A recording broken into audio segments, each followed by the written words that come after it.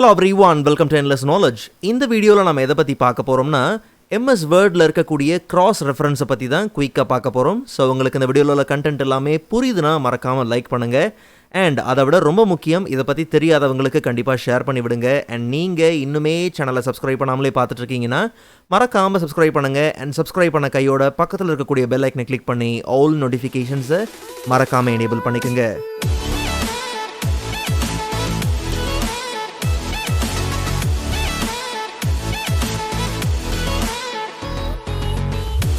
Alright, so first of all, insert tabல linksோட குரூப்பில் cross reference இருக்குது. But cross referenceனா என்ன? ரொம்ப சிம்பிளாக சொல்லணும்னா, ஒரு ரீடர் ஒரு டாக்குமெண்ட்டில் இருக்கக்கூடிய குறிப்பிட்ட இன்ஃபர்மேஷனுக்கு ஈஸியாக நேவிகேட் பண்ணுறதுக்காக இருக்கக்கூடிய ஒரு டூல் தான் cross reference.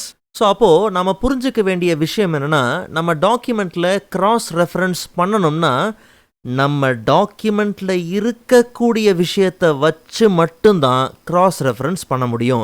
இன்னும் தெளிவாக சொல்லணும்னா, நம்ம டாக்குமெண்ட்டில் இல்லாத ஒரு விஷயத்துக்கு கிராஸ் ரெஃபரன்ஸ் நாம் பண்ண முடியாது.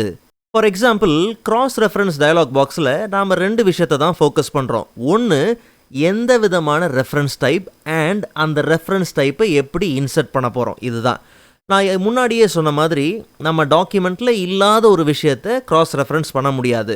ஃபார் எக்ஸாம்பிள், ரெஃபரன்ஸ் டைப்பை நம்ம ஓப்பன் பண்ணி பார்த்தோம்னா நிறைய இருக்குது இல்லையா, வெரைட்டி ஆஃப் ரெஃபரன்ஸ் டைப் இருக்குது. ஹெட்டிங் இருக்குது, புக் மார்க் இருக்குது. பட் புக் மார்க்கில் போய் பார்த்தோம்னா நம்ம டாக்குமெண்ட்டில் எந்த புக் மார்க்கும் கிடையாது, ஃபுட் நோட் எதுவும் கிடையாது, ஓகே, எண்ட் நோட் எதுவும் கிடையாது, ஈக்குவேஷன் எதுவும் கிடையாது. பட் நம்ம டாக்குமெண்ட்டில் நல்லா கவனித்து பாருங்கள், ஹெட்டிங்ஸ் இருக்குது. ஸோ அப்போது கிராஸ் ரெஃபரன்ஸ் ஓப்பன் பண்ணி ரெஃபரன்ஸ் டைப்பை ஹெட்டிங்கில் வச்சு பார்த்தோம்னா அப்போ நம்ம டாக்குமெண்ட்டில் இருக்கக்கூடிய ஹெட்டிங்ஸ் பார்த்திங்கன்னா நமக்கு அப்பியர் ஆகுதா. ஃபர்ஸ்ட் எக்ஸாம்பிள், நம்ம ஹெட்டிங்கை வச்சு பார்த்துடலாம். அதுக்கப்புறம் நம்ம புக் மார்க், ஃபிகர்ஸ் இதை மாதிரி வச்சு பார்ப்போம். நல்லா கவனிங்க, ஒரு ரீடர் இந்த குறிப்பிட்ட இன்ஃபர்மேஷனுக்கு வரதுக்கான லிங்கை, கிராஸ் ரெஃபரன்ஸை எனக்கு ஃபர்ஸ்ட் பேஜில் பார்த்தோம்னா இந்த ஏரியாவில் வைக்கணும். அதாவது நமக்கு கிராஸ் ரெஃபரன்ஸ் எங்கே வேணுமோ கர்சரை நீங்கள் என்ன பண்ணுங்கள், அங்கே வச்சுக்கோங்க. வச்சுட்டு இன்சர்ட் மெனியூவில் கிராஸ் ரெஃபரன்ஸ்குள்ளே போய் பார்த்தோம்னா ரெஃபரன்ஸ் டைப் ஹெட்டிங். நாம் ஃபோக்கஸ் பண்ணுற ஹெட்டிங் என்னது, அன்பேரலல் ப்ராசஸிங் பவர். ஸோ என்ன ஹெட்டிங் வேணுங்கிறத கொடுத்தாச்சு. அண்ட் அதை ஹைப்பர் லிங்காக தான் வேணுங்கிறதையும் நம்ம செக் மார்க் பண்ணியாச்சு. ஓகே, பட் நாம் இன்சர்ட் பண்ண போகிற ரெஃபரன்ஸ் எப்படி இன்சர்ட் ஆகணுங்கிறது தான் நம்ம கவனமாக கொடுத்தாகணும். அதாவது ஹெட்டிங் டெக்ஸ்ட்டாகவே இருக்கலாம்னா அப்புறம் இன்சர்ட் பண்ணும்போது கவனித்து பாருங்களேன், அன்பேரலல் ப்ராசஸிங் பவர் அப்படிங்கிறதே வந்துடும். பேஜ் நம்பராக கூட நம்ம இதை இன்சர்ட் பண்ணிக்கலாம். ஸோ அப்போ ஜஸ்ட் என்ன பண்ணுறோம், இதை எரேஸ் பண்ணிவிட்டு see more on page அப்படின்னு நம்ம என்ன பண்ணலாம், கொடுத்துக்கலாம். ஸோ இந்த இடத்துல அந்த பேஜ் நம்பர் மட்டும் பார்த்திங்கன்னா தேவை. ஸோ அப்போ அந்த பொசிஷனில் கிராஸ் ரெஃபரன்ஸ் ஓப்பன் பண்ணி சேம் ஹெட்டிங் தான், பட் ஹெட்டிங்கோட டெக்ஸ்ட்டாக நமக்கு அந்த ரெஃபரன்ஸை இன்சர்ட் பண்ணாமல் ஆஸ் அ பேஜ் நம்பராக வேணும். இன்னும் நிறைய டைப் இருக்குது. ஹெட்டிங் நம்பர் தான் வேணும், இல்லை ஹெட்டிங் நம்பரே எனக்கு கான்டெக்ஸ்ட் இல்லாமல் தேவை, இல்லை ஃபுல் கான்டெக்ஸ்டோட தேவை, இல்லை அபோவ் பிலோ அப்படிங்கிறது மாதிரி கொடுத்து வேணும்னா தாராளமாக நம்ம என்ன பண்ணலாம், கொடுத்துக்கலாம். பேஜ் நம்பர் தான் வேணும்னா பேஜ் நம்பர். ஸோ அப்போ நல்லா கவனிங்க, பேஜ் நம்பர் நமக்கு உள்ளே வந்தாச்சு. ஸோ அப்போ ஒரு ரீடர் வந்து உள்ளே ரீட் பண்ணுறதுக்கு வரும்போது இதை நம்ம நேவிகேஷனுக்கு என்ன பண்ணலாம், யூஸ் பண்ணிக்கலாம். ஸோ கண்ட்ரோல் பிடிச்சி நம்ம கிளிக் பண்ணும்போது அப்போ நமக்கு ஹைப்பர் லிங்க் பார்த்திங்கன்னா பர்ஃபெக்டாக வேலை செய்யும். பட் அது கிளிக்கபிள் லிங்க் அப்படிங்கிறத நாம் ஒரு ஃபார்மேட்டிங் பண்ணி என்ன பண்ணலாம், அதை காமிக்கலாம். ஃபார் எக்ஸாம்பிள், நீங்கள் அதுக்கு ஒரு அந்த ஹைப்பர் லிங்க் ப்ளூ கலர் நீங்கள் என்ன பண்ணலாம், கொடுக்கனாலும் கொடுத்துக்கலாம், ப்ளூ கலர் கொடுத்துக்கலாம். இல்லை அந்த கம்ப்ளீட் அந்த 2 மட்டும் கூட நம்ம என்ன பண்ணலாம், ஜஸ்ட் ப்ளூவாக என்ன பண்ணலாம், மாற்றிக்கலாம். இல்லை நீங்கள் என்டையர் டெக்ஸ்ட்டை நீங்கள் சேஞ்ச் பண்ணனாலும் தாராளமாக நீங்கள் சேஞ்ச் பண்ணிக்க முடியும். இல்லை நமக்கு அபோவ் பிலோ வேணுங்கிற பட்சத்தில் ரொம்ப சிம்பிள், ஜஸ்ட் அந்த ஏரியாவை செலக்ட் பண்ணிவிட்டு சேம் நம்ம கிராஸ் ரெஃபரன்ஸ்குள்ளே போயிட்டு நம்ம வந்து அபோவ் ஆர் பிலோ என்ன பண்ணலாம், எடுத்துக்கலாம். நம்ம செலக்ட் பண்ணியிருக்கிற ஹெட்டிங் இந்த கண்டென்ட்டுக்கு எல்லாத்துக்கும் கீழே தான் இருக்குது. ஸோ அப்போ பார்த்தீங்கன்னா நமக்கு பிலோ வரும். Okay, so C below. அப்போ அந்த பிலோ மட்டும் நம்ம செலக்ட் பண்ணி என்ன பண்ணலாம், டக்குன்னு ஒரு ஃபார்மேட்டிங் கொடுத்துட்டோம்னா ஆஸ் அ லிங்காக பார்த்தீங்கன்னா அது இருக்கும். ஈஸியாக அவங்க நேவிகேட் பண்ணுறதுக்கு வசதியாக பார்த்தீங்கன்னா இருக்கும். சரி, நான் முன்னாடியே மென்ஷன் பண்ண மாதிரி நம்ம டாக்குமெண்ட்டில் ஹெட்டிங் அப்படிங்கிற ஒரு சோர்ஸ் இருந்துச்சு. அதனால நம்ம என்ன பண்ணுறோம், கிராஸ் ரெஃபரன்ஸை க்ரியேட் பண்ணிக்கிட்டோம். ஒருவேளை இல்லாத ஒரு சோர்ஸை நீங்கள் க்ரியேட் பண்ணணும்னு வச்சுப்போம். ஃபார் எக்ஸாம்பிள், நமக்கு ஒரு புக் மார்க் வந்து தேவை. ஓகே, இப்போது இந்த ஒரு வேர்டை என்ன பண்ணுறோம், செலக்ட் பண்ணுறோம். இன்சர்ட்டில் போயிட்டு ஜஸ்ட் நம்ம சேம் லிங்க்ஸ் குரூப்லேயே பார்த்தோம்னா புக் மார்க் இருக்கும். புக் மார்க் ஓப்பன் பண்ணி புக் மார்க்குக்கு ஒரு நேம் என்ன பண்ணுறேன், கொடுக்குறேன். நல்லா கவனிங்க, இண்டஸ்ட்ரி அப்ளிகேஷன்ஸ் நான் என்ன பண்ணுறேன், கொடுக்குறேன். பட் புக் மார்க்குக்கான நேம் கொடுக்கும் போது ஸ்பேஸ் பார்த்தீங்கன்னா அக்செப்டபுள் கிடையாது. ஸோ அப்போ உங்களுக்கு ஸ்பேஸ் தேவைப்படுதுன்னா அண்டர்ஸ்கோர் என்ன பண்ணுங்கள், யூஸ் பண்ணுங்கள். ஓகே, ஸோ நான் என்ன பண்ணுறேன், அப்ளிகேஷன்ஸ்னு என்ன பண்ணுறேன், கொடுத்துட்றேன். ஸோ இப்படி ஒரு புக் மார்க்கை நம்ம என்ன பண்ணியாச்சு, ஆட் பண்ணியாச்சு.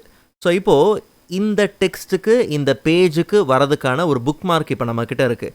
பட் நமக்கு நேவிகேட் பண்ணி வரதுக்கான அந்த கம்ப்ளீட் லிங்க்கை வந்து எனக்கு ஃபர்ஸ்ட் பேஜில் பார்த்தீங்கன்னா வைக்கணும். ஸோ இண்டஸ்ட்ரியல் இனோவேஷன் இருக்குது, இந்த இடத்துல பார்த்தீங்கன்னா எனக்கு ஒரு க்ராஸ் ரெஃபரன்ஸ் வைக்கணும். ஸோ அப்போ என்ன பண்ணலாம், க்ராஸ் ரெஃபரன்ஸை ஓப்பன் பண்ணி இந்த வாட்டி நம்ம புக் மார்க் டைப்பில் போய் பார்த்தோம்னா அங்கே ஒரு புக் மார்க் இருக்குது. அண்ட் அந்த புக் மார்க் செலக்ட் பண்ணிவிட்டு அது எப்படிப்பட்ட ரெஃபரன்ஸாக உள்ளே இன்சர்ட் பண்ணணும், வெறும் டெக்ஸ்ட்டாக இன்சர்ட் பண்ணணுமா, பேஜ் நம்பரா, இல்லை பேராகிராஃப் நம்பரா, இல்லை அபவ் பிலோவா, எப்படி இன்சர்ட் பண்ணணும், நமக்கு வந்து புக் மார்க் டெக்ஸ்ட்டாக உள்ளே கொண்டு வரணும்.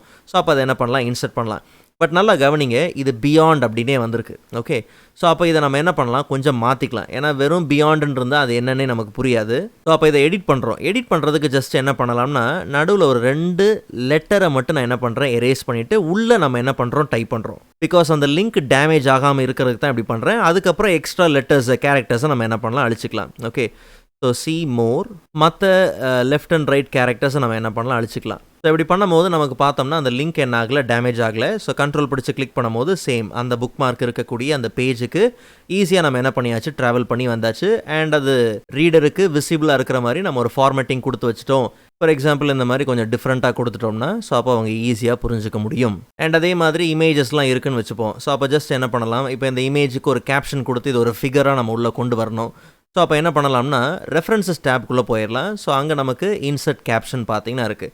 இன்சர்ட் கேப்ஷன் ஓப்பன் பண்ணி அதுக்கு முன்னாடி எந்த இமேஜ் வேணுமோ அதை நம்ம என்ன பண்ணலாம், செலக்ட் பண்ணிக்கலாம். ஆப்ஜெக்டை செலக்ட் பண்ணிவிட்டு இன்சர்ட் கேப்ஷன், ஸோ ஃபிகர் 1 இருக்குது, லேபிள் மாற்றினா நீங்கள் லேபிள் என்ன பண்ணலாம், மாற்றிக்கலாம், நோ ப்ராப்ளம். நான் இப்போதைக்கு இமேஜ் அப்படிங்கிற லேபிள் என்ன பண்ணுறேன், கொண்டு வரேன். அண்ட் இந்த லேபிள் நமக்கு செலக்ட் பண்ண இமேஜுக்கு கீழே தான் பார்த்தீங்கன்னா பொசிஷன் ஆகணும்.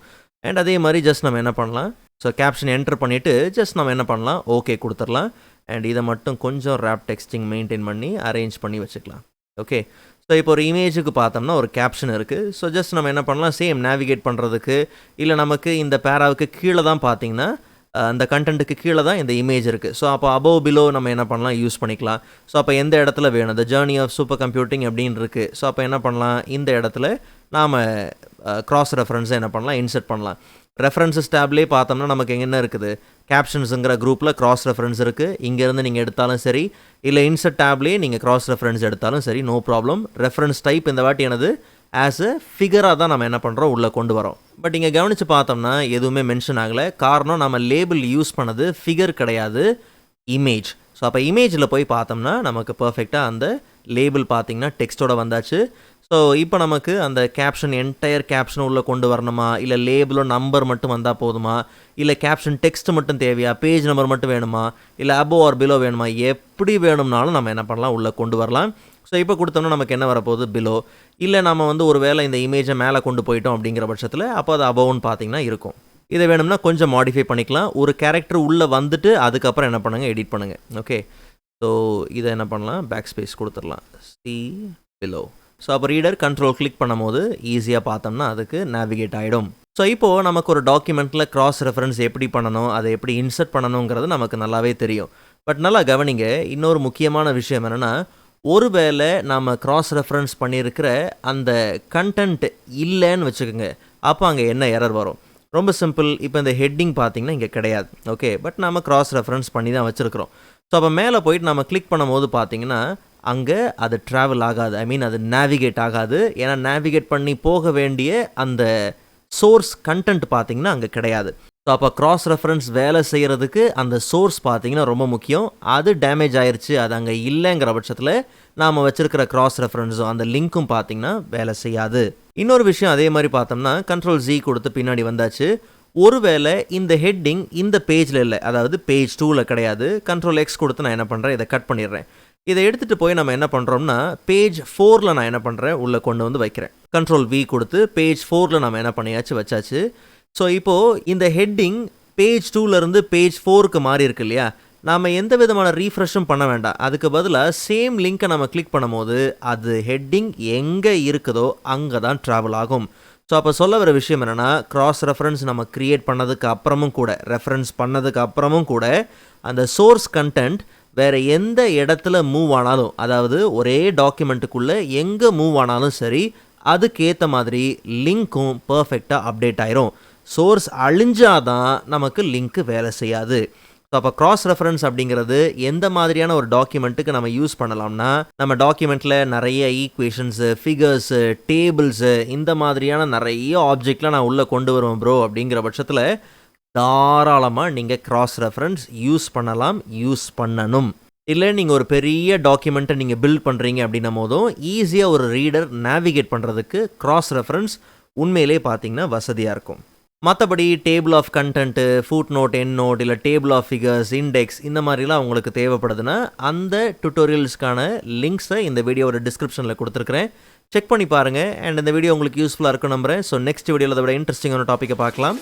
அதுவரை காத்திருங்கள்.